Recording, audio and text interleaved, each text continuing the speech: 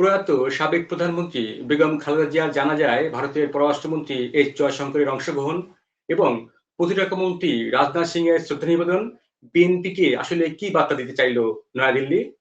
প্রধান উপদেষ্টার সঙ্গে এস জয়শঙ্করের সাক্ষাৎ হলো না কেন? ভারতীয় কূটনীতিকের সঙ্গে গোপন বৈঠকের খবর এতদিন পর কেন ফাঁস করলেন জামাতের আমির? এসব প্রশ্নের আজ উত্তর খুঁজব।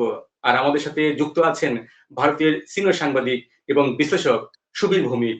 দাদা, আপনাকে নমস্কার জানাচ্ছি এবং নতুন বছরের নমস্কার। শুভেচ্ছা জানাচ্ছি আপনাকে। তোমাকেও শুভেচ্ছা। বলো। প্রয়াত সাবেক প্রধানমন্ত্রী বেগম খালেদা জিয়া জানাজায় অংশ নিতে ঢাকায় এসেছিলেন ভারতের পররাষ্ট্রমন্ত্রী আহ, পররাষ্ট্রমন্ত্রী এবং বিএনপির ভারপ্রাপ্ত চেয়ারম্যান তারেক রহমানের সঙ্গে দেখা করে ভারতের শোকবার্তাও দিয়েছেন। এদিকে নয়াদিল্লিতে বাংলাদেশ হাইকমিশনে গিয়ে সাবেক প্রধানমন্ত্রী বেগম খালেদা জিয়ার প্রতি শ্রদ্ধা জানিয়ে ভারতের প্রতিরক্ষা মন্ত্রী রাজনাথ সিং বলেছেন, ভারতের সঙ্গে বাংলাদেশের সম্পর্ক জোরদারে গুরুত্বপূর্ণ অবদান রেখে গেছেন সাবেক প্রধানমন্ত্রী খালেদা জিয়া। তার এই উল্লেখযোগ্য অবদান সবসময় স্মরণ করা হবে। বেগম খালেদা জিয়ার জানাজায় এস জয়শঙ্করের অংশগ্রহণ এবং রাজনাথ সিং এর শ্রদ্ধা নিবেদন ভারত আসলে বিএনপিকে কি বার্তা দিল, সেই বিষয়ে আপনার বিশ্লেষণ শুনতে চাইবো। দেখুন, ভারত প্রথম থেকেই একটা জিনিস বলে আসছে যে এখানে অংশগ্রহণমূলক নির্বাচন হতে হবে, অর্থাৎ সব গুরুত্বপূর্ণ রাজনৈতিক দলকে নিয়ে নির্বাচন হতে হবে, এবং এই কথাটা ভারত এখনো বলছে। ভারতের বিদেশ মন্ত্রকের তরফ থেকে যখনই মুখপাত্র রণধীর জয়সওয়াল বক্তব্য রাখেন, উনি ইনক্লুসিভ ইলেকশনের কথা বলেন। ইনক্লুসিভ ইলেকশন মানে কি? এখানে ইনক্লুসিভ ইলেকশন মানে আওয়ামী লীগকে নিয়ে নির্বাচন। তো ভারত এটা চায় যে আওয়ামী লীগ নির্বাচনে থাকুক এবং একটা গণতান্ত্রিক প্রক্রিয়া বাংলাদেশে সঠিকভাবে হোক, তারপরে যে নির্বাচনে জিতবে তার সাথে ভারত ডিল করবে। এই জায়গাতে কতটা এই ব্যাপার সম্ভব, অর্থাৎ আওয়ামী লীগকে নিয়ে নির্বাচন করা, ইউনূস সাহেবের এই ব্যাপারে তীব্র আপত্তি এবং নানা অন্য রকমের ব্যাপার ট্যাপার আছে। হ্যাঁ, বিদেশেরও কিছু বড় দেশেরও সেই ব্যাপারে খুব একটা উৎসাহ নেই।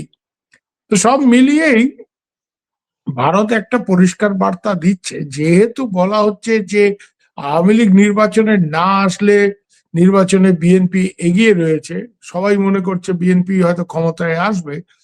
সেই ক্ষেত্রে বিএনপির সাথে নির্বাচিত সরকারের নেতৃত্বে বিএনপি যদি আসে, ভারতের যে সেই ক্ষেত্রে কোনো রকম কাজ করতে অসুবিধা হবে না, বা ভারতের তরফ থেকে কোনো আপত্তি বা কোনো রকম সংশয় থাকবে না, সেই বার্তাটাই সম্ভবত ভারত দেওয়ার চেষ্টা করেছে বেগম জিয়ার জানাজায় জয়শঙ্করকে পাঠিয়ে।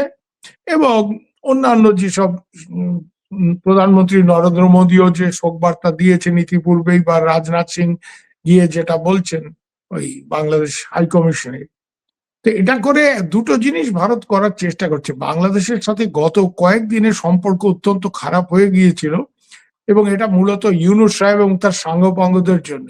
প্রত্যেকটা ব্যাপারেই তারা ভারতকে দায়ী করছিল। এখন হাদির হত্যা হয়েছে, হাদির হত্যার জন্য ভারতকে পরোক্ষভাবে দায়ী করা, এবং হাদির যারা ঘাতক তারা ভারতে পালিয়ে এসছে, এইসব আজে বাজে কথা অনেক বলা হয়েছে। তো তারপরে দেখা গেল যে সেই লোক যার সম্বন্ধে এই অভিযোগ, সে হঠাৎ দুবাইতে মাথা চাড়া দিয়ে উঠে ভিডিও পাঠাচ্ছে, এইসব কথাবার্তা।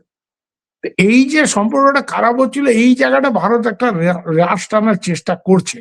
কারণ ভারতের যারা কর্তা ব্যক্তিরা রয়েছে তারা এটা মনেই করে না যে বাংলাদেশের সাধারণ মানুষের সাথে ভারতের কোনো সমস্যা আছে। থাকবেই বা কি, ভারতে বাংলাদেশের সাধারণ মানুষ দেশের যেই জিনিসের চাহিদা পূরণ হয় না তার জন্য কোথায় আসে? ভারতে আসে। চিকিৎসা করাতে কোথায় আসে? হ্যাঁ, আমার ছোট বোনরা বাংলাদেশ থেকে শাড়ি কিনতে কোথায় আসে? ঈদের বাজার করতে কোথায় আসে? লেখাপড়া করাতে প্রধানত যাদের খুব টাকা পয়সা আছে বিলেতে পাঠাচ্ছে, আলাদা কথা। তাহলে ছেলে পেলে পড়তে কোথায় পাঠায়? ভারতের স্কুলে, কলেজে, ইউনিভার্সিটিতে পড়তে পাঠায়। তো তাই জন্য ভারত বাংলাদেশের একটা সম্পর্ক আছে। কিছু লোক এই ভারত বিরোধিতাকে বেচে খায় বাংলাদেশে, এবং এই বেচে খাওয়ার লোকজন যাতে বেশি লাফাতে না পারে তার জন্য একটা ভারত বার্তা পরিষ্কার দিচ্ছে যে দেখো, এই অনির্বাচিত সরকার নিয়ে আমাদের খুব একটা মাথা ব্যথা নেই। ইউনূস সাহেব কি করছে না করছে, ইউনূস সাহেবের নিজের নানা রকম খেলাধুলো আছে, তো সেগুলির মধ্যে আমরা ঢুকতে চাই না।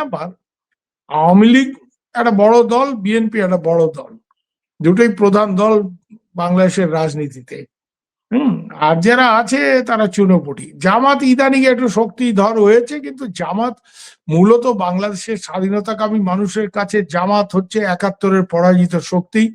জামাত হচ্ছে পাকিস্তানপন্থী, এবং জামাত হচ্ছে ৭১-এর যে পাকিস্তানের গণহত্যা তার একটা অংশীদার বলা যেতে পারে পরিষ্কারভাবে। এই ব্যাপারে কোনো সন্দেহ নেই, এটা ইতিহাস।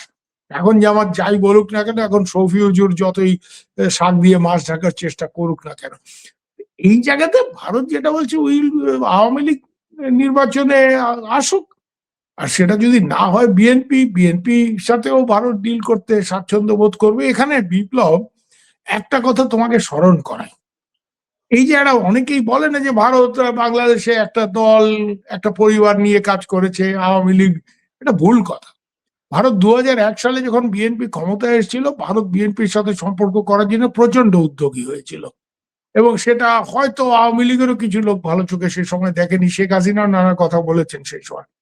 তারেক রহমান দিল্লিতে এসেছিলেন, তখন উনি কোনো পদাধিকারী ছিলেন না, বিএনপি দলেরও না, সরকারেও ছিলেন না। উনি কি ওই তোমরা বলো টলো একটা হাওয়া ভবন টবন ওরকম একটা কিছু উনি চালাতেন, হ্যাঁ, কি ওইসব করতেন টরতেন, কিন্তু ক্ষমতাধর ছিলেন এটা পরিষ্কারই বোঝা যাচ্ছিল। তো যাই হোক, তারেক রহমান দিল্লিতে এসেছিলেন, তাকে রেড কার্পেট দেওয়া হয়েছিল, অনেক বড় বড় শিল্পপতি তার সাথে মিটিং করেছে, তদানীন্তন রাজপুরুষেরা ওনার সাথে দেখা টাকা করেছেন। তারপরে যে ঘটনাটা ঘটলো, যেটা করে বিএনপির সাথে সম্পর্কটা খুব খারাপের দিকে গেল, সেটা হচ্ছে এই 10 ট্রাক অস্ত্র। যে ভাই, আর দিল্লিতে এটা তখন আমি অনেকের কাছেই শুনেছি যে হাম তো ইনকে সাথ মে দোস্তি চাহতা হ্যায়, হাম পে ইলজাম হ্যায় কি হাম আওয়ামী লীগ কে সাথ উঠতে बैठते हैं। তা আমরা আওয়ামী লীগের সাথে ওঠা বসা করি, এরকম একটা অভিযোগ আছে, কিন্তু আমরা তো বিএনপির সাথে সম্পর্ক করতে চেয়েছি, আমরা তারেককে ডেকে এনেছি, তারেককে ইয়ে। কিন্তু তারপরে হঠাৎ করে যদি 10 ট্রাক অস্ত্র এর ব্যাপারটা সামনে আসে, এবং সেখানে হাওয়া ভবনের সম্পৃক্ত থাকার একটা অভিযোগও খুব জোর সোরে চলে আসে, এবং এটা পরবর্তী সময় তার বিচারও হয়েছে। সেই যেসব লোককে এর জন্য জেল টেল যেতে হয়েছে, তারা তারেক রহমানের কাছের লোক ছিলেন বলে সবাই জানতো। হ্যাঁ, তো এর জন্য সম্পর্কটা খারাপ হয়েছিল। তারপরে খানিকটা বেগম জিয়াও ২০১৩-তে হঠাৎ করে প্রণব মুখার্জি বাংলাদেশ সফরে গেছেন, তখন উনি মন্ত্রী কংগ্রেসের।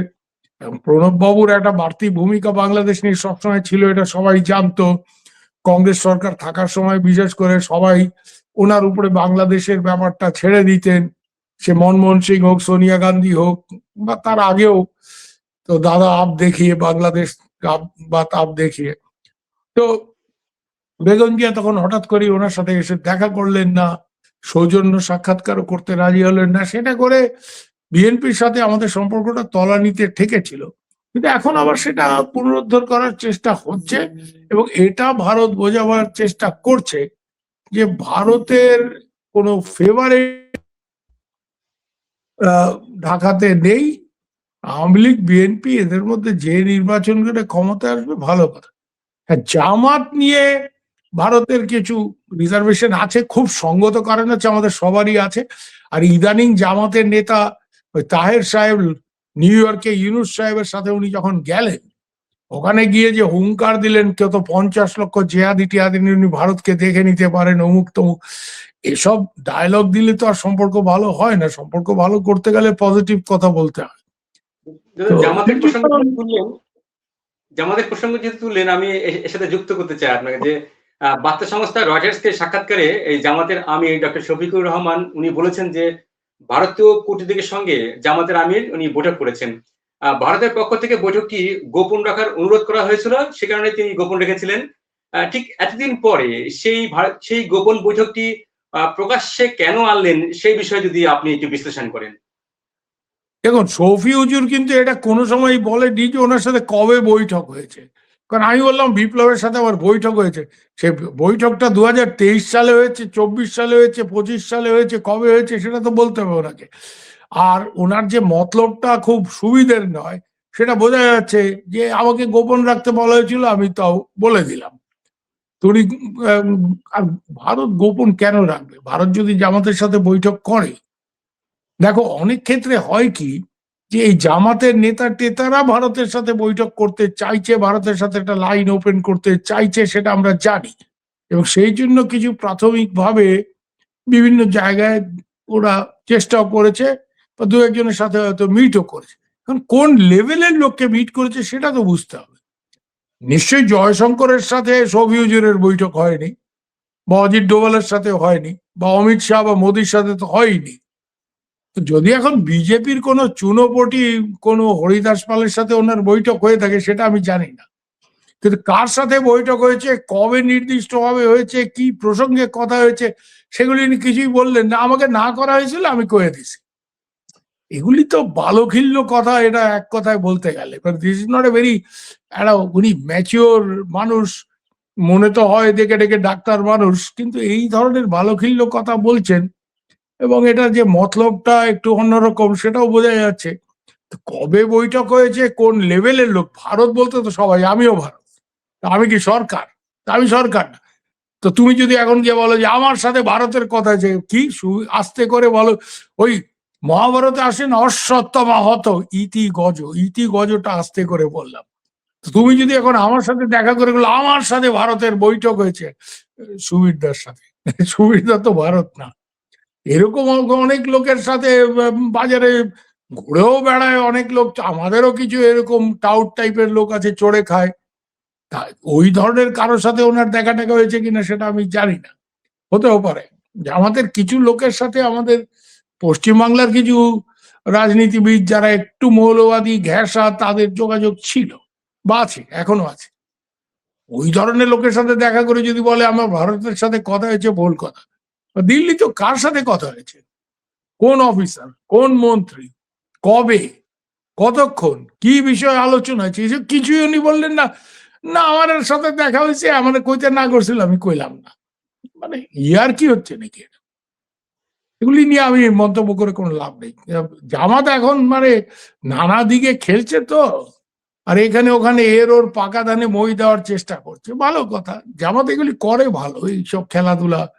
তো যাই হোক, তবে ওই আর কি। জি, দাদা আমরা বল। দেখলাম যে বেগম খালেদা জিয়া জানাজায় অংশ নিতে ঢাকা এসেছিলেন পাকিস্তানের জাতীয় পরিষদের স্পিকার সর্দার আয়াজ সাদিক। পরে তিনি সাক্ষাৎ করেছিলেন বাংলাদেশের অন্তর্বর্তী সরকারের প্রধান উপদেষ্টা ডক্টর মোহাম্মদ ইউনূসের সঙ্গে। কিন্তু আমরা দেখলাম যে ভারতের পররাষ্ট্রমন্ত্রী এস জয়শঙ্করের সঙ্গে বাংলাদেশের প্রধান উপদেষ্টার সাক্ষাৎ হলো না।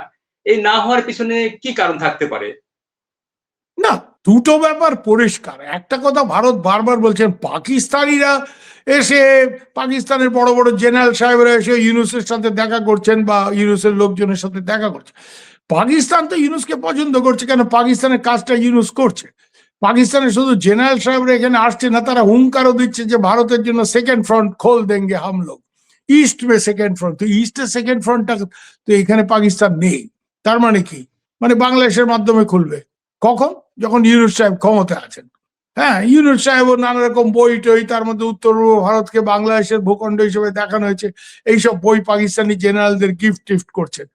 তো সবভাবে যদি তুমি একটা আকার ইঙ্গিতে বোঝাও যে তুমি ভারতের সাথে ঝামেলা করতে চাইছো, ভারতের সাথে কাটি করছো, আর তোমার লোকজন 3 বেলা 7 সিস্টার্স দখল করে বেড়ায়, যে কি সব আছে না ওই ইউনূস সাহেবেরই চেলা টেলা, যারা ইউনূস সাহেবকে ক্ষমতায় বসেছে বলে কলার তুলে সারাদিন ঘুরে বেড়ায়, কি নাম যায় ওই হাসনাত আবদুল্লাহ টাবদুল্লাহ, ওইসব রোজই 7 সিস্টার দখল টকল করে ফেলছে।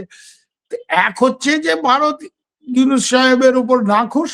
2 নম্বর হচ্ছে ভারত তো প্রথম থেকেই বলেছে যে ইন্টারিম গভর্নমেন্টকে আমরা খুব একটা গুরুত্ব দেব না, কারণ এটা ক্ষণস্থায়ী ব্যাপার। আমরা যে নির্বাচিত সরকার হবে তার সাথে, আর এর মাধ্যমে এটাও ভারত বুঝিয়ে দিচ্ছে যে ইউনূস সাহেবকে ভারত একটা পলিটিক্যাল ফ্যাক্টর বলে মনে করেন না। উনি নোবেল লরিয়েট টরিয়েট কোথায় কি, ওই শান্তি টান্তি কোথায়, উনি কি শান্তি স্থাপন করেছেন, আর ইকোনমিক্সে তো নোবেল পাননি। তো যাই হোক, ওনার পুরো ব্যাপারটাই তো গোলমালে। নোবেল প্রাইজ যদি উনি ইকোনমিক্সে পেতেন, ইকোনমিক্সে ওনার কোনো বিরাট কন্ট্রিবিউশন থাকতো, তাহলে অমর্ত্য সেনের মতো উনি নোবেল প্রাইজটা ইকোনমিক্সে পেতেন। সেটা না, শান্তি। তো শান্তিটা কোথায়, উনি কোন পৃথিবীর কোন গন্ডগোলের জায়গাতে গিয়ে শান্তি স্থাপন করেছেন আমাকে বোঝাও, আর দেশটাকে অশান্ত করেছেন। তো অশান্তির জন্য নোবেল পুরস্কার থাকলেও না সেটা পাওয়ার কথা। তো যাই হোক, শান্তিতে পেয়েছেন। ভারত ওটাকে খুব একটা গুরুত্ব দেয় না। নোবেল পেয়েছো, তোমার ঘরে রাখো, ভালো করে সাজিয়ে টাজিয়ে রাখো। আর নোবেলের যে প্রাইজ মানি সেটার উপর ট্যাক্স মকুব করিয়ে নিয়েছো, ভালো কথা, গুড ফর ইউ। তোমার নিজের গোছানো টোছানো গুলি ভালোই হচ্ছে, সে ঠিক আছে। India does not take Euro seriously. আর তার মধ্যে যদি সম্পর্কটা ভালো থাকতো, দেখা করার একটা প্রশ্ন থাকতো, মোটেই সম্পর্কটা ভালো না। আমি এখানে দেখো দুটো কথা বলি। ইউনূস সাহেবের ন্যাশনাল সিকিউরিটি অ্যাডভাইজার দিল্লি আসলেন, তার সাথে অজিত ডোভাল মিটিং করলো, এসেই চাপ সৃষ্টি শুরু করলো শেখ হাসিনাকে ফেরত দাও। আরে বাবা, তোমার কি বিচার হয়েছে সেই বিচারের সার্টিফাইড কপিটা দাও, তার সাথে একটা রিকোয়েস্ট পাঠাও। সেসব না করে ভারত শেখ হাসিনা ফেরত দিচ্ছে না, মানে রাস্তায় নেমে রাজপথ গরম করা। আর তার পরেই একটা কমিশনের রিপোর্ট রিলিজ করা হলো। কমিশনটা কি? 2009 বিডিআর মিউটিনি, যেটা ওয়াকার সাহেব, জেনারেল ওয়াকার বলেই দিয়েছিলেন ডান অ্যান্ড ডাস্টেড, এর বিচার হয়ে গেছে। ঠিকই তো, বিচার তো হয়ে গেছে। এটা আবার নতুন করে একটা এনকোয়ারি কমিশন কাকে দিয়ে? ফজলুর রহমান, যেই লোকটা 2001-এ বিডিআর এর চিফ থাকার সময় বিএসএফ এর সাথে একটা মারামারি গন্ডগোল সীমান্তে সৃষ্টি করে গোলাগুলি করেছিলেন, ঝামেলা করেছিলেন, এবং যার ফলে ভারতের বিরুদ্ধে একটা সেন্টিমেন্ট ওঠে, যার মাসুল আওয়ামী লীগকে দিতে আওয়ামী লীগ নির্বাচন হেরেছে। এই ফজলুর রহমানকে দিয়ে এই বিডিআর মিউটিনি কমিশন উনি করিয়েছেন, এবং সেই কমিশনের রিপোর্টটা খলিল সাহেব যাওয়ার পরে রিলিজ করালো, যাতে ব্যাপকভাবে ভারতকে, তো এটা তো হাসনাত সার্জিসের ভারত বিরোধী হইচইয়ের মতো না, এটা একটা অফিসিয়াল কমিশন যেটা ইউনূস সাহেব গঠন করেছে, তার রিপোর্ট দিচ্ছেন একজন অফিসিয়াল ব্যক্তি, কমিশনের চেয়ারম্যান, বলছে যে ভারতের নাকি সেনাবাহিনীর লোক, স্পেশাল বাহিনীর লোক ওখানে ঢুকে বাংলাদেশের সেনা কর্তাদের হত্যা করেছে। তো বাবা, ভারতের এরা তো নিশ্চয়ই সীমান্ত পার হয়ে ঢুকেছে, তো সেই সীমান্ত রক্ষী বাহিনীকে ঘাস কেটেছে, যার প্রধান ছিলেন ফজলুর রহমান সাহেব। মানে নিজেদের মানে মিথ্যে কথা বলতে গিয়ে নিজেদের অপদার্থটা সামনে চলে আসে। আর এই ধরনের আজে বাজে আনসাবস্ট্যান্সিয়েটেড কথাবার্তা, কোনো রকম ভিত্তি নেই, যে ভারতের স্পেশাল বাহিনী ওখানে গিয়ে গোলাগুলি করেছে, বিডিআর এর অফিসারদের হত্যা করেছে, তারা হিন্দিতে কথা বলেছিল। তুমি রেকর্ড করে রেখেছো হিন্দিতে কথা বলেছিল? কি ভিত্তিতে বলছো? এইসব জিনিস অফিসিয়ালি যখন রিলিজ করছে, একটা অফিসিয়াল গভর্নমেন্টের তৈরি করা কমিশন, এটা ভারত নিশ্চয়ই ভালোভাবে নেবে না, কেন নেবে? আমি যেটা করিনি তার জন্য যদি তুমি আমাকে দোষারোপ করো, আমার তো বাঙালি হিসেবে প্রবণতা হবে, তাহলে আমি যেটা করি নাই আমার সেই অভিযোগ, তাহলে আমি সেটা করেই দেখাই, আমি সত্যিকারের মারামারি করি এটা। তো যাই হোক, এইসব কারণে ভারত অসন্তুষ্ট আছে। আর ইউনূস সাহেব একটা অন্তর্বর্তীকালীন সরকারের প্রধান, তাকে অতটা গুরুত্ব দেওয়ার কোনো কারণ নেই। তাকে গুরুত্ব দেবে আমেরিকা, যার কাজ সে করছে, যারা বসিয়েছে তাকে। তাকে গুরুত্ব দেবে পাকিস্তান বা তুরস্ক, যাদের সাথে সম্পর্ক সে ভালো রাখছে এবং তাদের কাজ করছে, তাদের স্বার্থ দেখছে। ভারতের তাকে নিয়ে লাভালাভি করার কোনো কারণ নেই। And secondly, is not an elected person. তাছাড়া ও যে পুরো প্রক্রিয়াটা করছে, ইন্টারিম গভর্নমেন্ট, কনস্টিটিউশনে কোনো প্রভিশন আছে বাংলাদেশে যে কনস্টিটিউশনে হাত রেখে উনি শপথ নিয়েছেন? নো। ইলেকশনটা যেটা করছে তার সাথে একটা গণভোট জুড়ে দিয়েছে, গণভোটের কোনো প্রভিশন আছে বাংলাদেশ কনস্টিটিউশনে? নো। পুরো ব্যাপারটাই তো, ইউনূস সাহেব is an illegal factor, phenomena. পুরো ব্যাপারটাই জালি, পুরো ব্যাপারটাই 2 নম্বরই না। আমার বাপ কুমিল্লার ভাষায় বলতেন 24 নম্বরই, এবারে 24 নম্বরই লোক। তাকে অত গুরুত্ব দেওয়ার কোনো কারণ নেই, তাকে গুরুত্ব দেওয়া, বরং মোদি তার সাথে বৈঠক করে গুরুত্ব দিয়েছিল, যেটা ভারতের প্রশাসনে অনেকেই চায়নি। ডোভাল সাহেব তো চাননি, আমি জানি সেটা। তো এখন এই কারণে ওনার সাথে দেখা করেনি। আর তারেক রহমানের সাথে দেখা করেছে কি প্রসঙ্গে?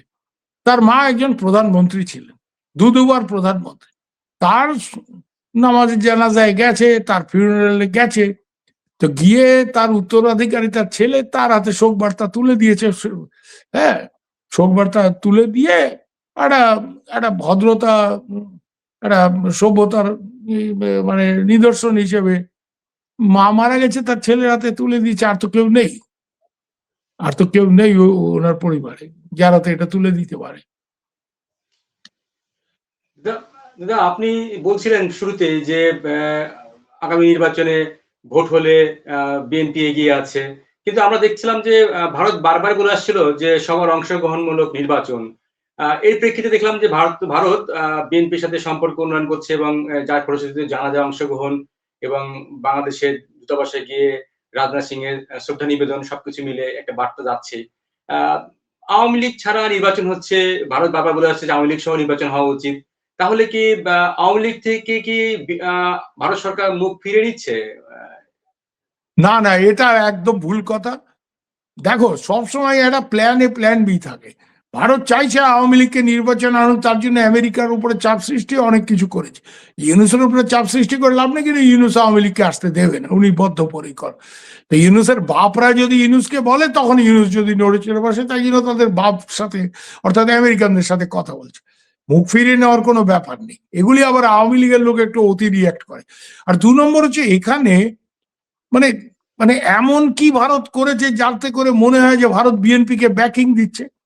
ভারত কি মানে টনে টনে টাকা পয়সা নিয়ে ওখানে ইউএনপির জন্য টাকা ছড়াচ্ছে? সেটা তো করছে না।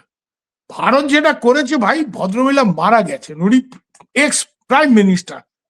তো উনি যেহেতু একজন এক্স প্রাইম মিনিস্টার, এটা যদি আজকে নেপালে একজন এক্স প্রাইম মিনিস্টার মারা যায়, সেখানে জয়শঙ্কর যেতে পারেন, বা জয়শঙ্করের নাম্বার 2 যে আছেন ডেপুটি মিনিস্টার, ওরকম কোনো লোক যেতে পারেন। এটা অন্য জায়গাতেও গেছে, পাকিস্তান ছাড়া। হ্যাঁ, কালকে যদি শ্রীলঙ্কার এরকম কেউ মারা যান, প্রাক্তন প্রধানমন্ত্রী মারা যান, ধরো মাইলা রাজপক্ষ, সেখানেও যেতে পারে। এটা কূটনৈতিক শিষ্টাচার। এটার মধ্যে বিরাট একটা রাজনৈতিক মেসেজ ভারত দিচ্ছে মনে করার কোনো কারণ সেখানে নেই। দাদা, আপনার অসংখ্য ধন্যবাদ। আপনি অত্যন্ত মূল্যবান বিশ্লেষণ করলেন। অনেকগুলো প্রশ্ন ছিল এবং নানান প্রশ্ন নিয়ে মানুষের মধ্যে বিভ্রান্ত ছিল। আপনি সেই বিষয়গুলো খুব সূক্ষ্মভাবে বিশ্লেষণ করলেন এবং দর্শক সেটা বুঝতে পারলো আসলে মূল খবরের ভিতরের খবরটি। আপনাকে কৃতজ্ঞতা জানাচ্ছি এবং ধন্যবাদ জানাচ্ছি আমাদের সময় দেওয়ার জন্য। ধন্যবাদ তোমাকেও। প্রিয় দর্শক, আপনারা শুনলেন ভারতের সিনিয়র সাংবাদিক সুবীর ভৌমিকের বিশ্লেষণ। এই বিষয়ে আপনি আপনার মতামত জানাতে পারেন। আর ভিডিওটি শেয়ার করুন, লাইক দিন, আর সময় হলে আমাদের চ্যানেলটি সাবস্ক্রাইব করুন। আর এতক্ষণ আমাদের সঙ্গে থাকার জন্য ধন্যবাদ।